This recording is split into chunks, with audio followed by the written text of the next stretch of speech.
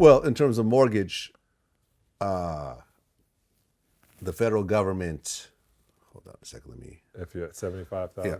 Well, they announced this week that Housing and Urban Development is suspending all evictions and foreclosures. And what this means is there's twofold to this situation.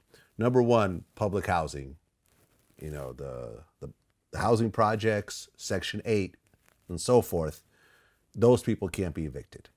But on the flip side, HUD also offers a lot of loans to, in like lower income communities, communities that need to be upgraded and so forth. So you can get an HUD loan instead of a regular loan from the bank at usually a lower rate. Mm-hmm. And once you get that type of loan, you are now tied into the HUD policies as well. So all these apartment buildings across the country who have HUD loans can't evict people either.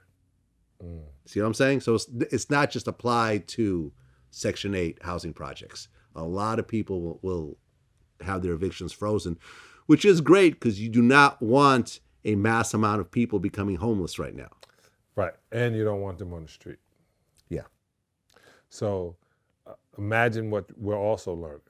We're also learning how to be compliant. We're also learning how to wash your hands. But literally they are controlling the complete civilization. Mm-hmm. Not just America. I know California is the largest state and they're on lockdown. Right now, you try to go into Trader Joe's, and there's a line. There's a line because only 10 they're people. allowing 10 people. Yeah. I know someone just went there. Yeah. Yeah. That's they're gonna roll that back, but how far back? Are they gonna roll it back to like it was in January? Or roll it back like it was week before last or last week?